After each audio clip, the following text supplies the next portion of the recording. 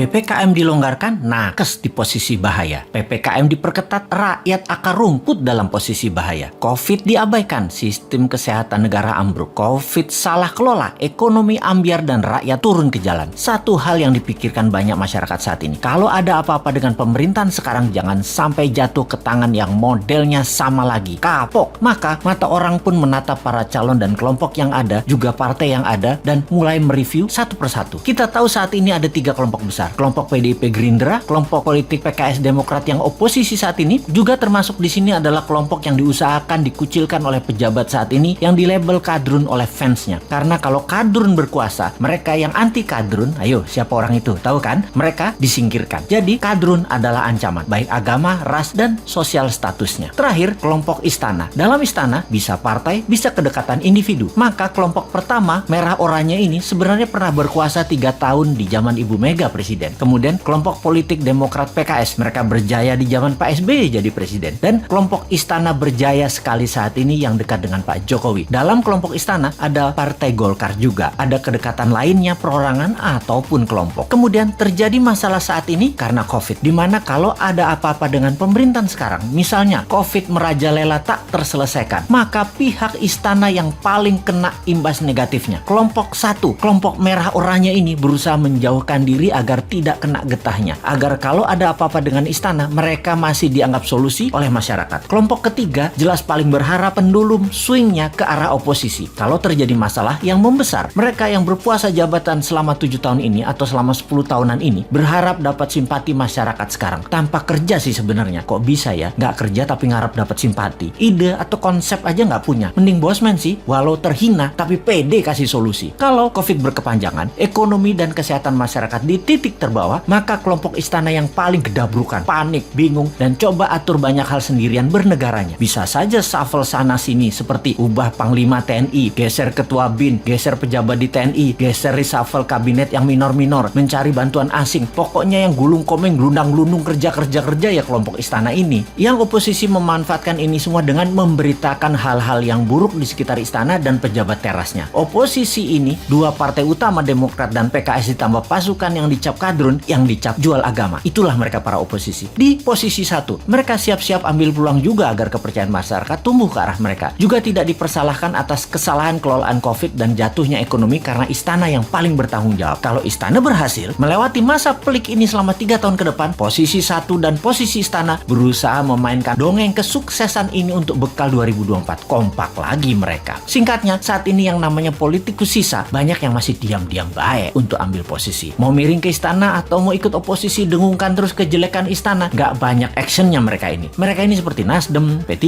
PAN, PKB, Hanura. Partai-partai miring ke istana ini juga terasa sekali mereka lagi ambil jarak dengan istana sekarang. Deket enggak, jauh enggak, bantu enggak, ngerecokin dikit palingan. Inilah peta saat ini kalau kita persingkat. Nah, kita sekarang ke depan bagaimana? Kita sekali lagi ingatkan, 3 posisi tadi yaitu kelompok pertama merah oranye, kelompok istana, dan kelompok oposisi. Ini petanya kita tarik ke belakang. Kita lihat 20 tahun terakhir ini. 3 tahun Ibu Mega, 10 tahun Pak SBY, 7 tahun istana saat ini. Total 20 tahun. Kemudian kita list daftar calon pemimpin 2024. Para calon yang ada saat ini adalah datang dari ketiga genre politik yang ada. Sebutkanlah satu persatu. Pasti mengacu ke salah satu kelompok. Misalnya Pak Prabowo masuk kemana? Sudah tahu kan? Pak Erik misalnya masuk kemana? Pak Ganjar, Pak Anies, Pak Ridwan Kamil masuk kemana? Jelas ya? Ini pertanyaan new mind sekarang. Apakah dalam 20 tahun terakhir negara Indonesia jadi negara superpower? Apakah Indonesia jadi negara yang ditakuti dan disegani di sekitar kawasan? Apakah Indonesia jadi negara tidak import lagi dan menjadi negara produsen kelas dunia? Apakah pendidikan Indonesia terbaik di dunia saat ini? Apakah sumber daya alam Indonesia masih utuh atau sudah mulai habis tanpa membuat Indonesia jadi kaya? Bener nggak? Pertanyaannya sekali lagi, yakin masih mau sama mereka yang model kelolaan negaranya pasti sama seperti dalam 20 tahun terakhir ini? Yakin masih memilih orang yang di etalase itu semua? Berani nggak ambil yang baru, yang beda, yang timnya kuat di dalam dan di luar negeri, yang bukan genre bernegara ala 3 kelompok yang berkuasa, yang akan menyatukan semuanya di bawah kekuatan yang baru?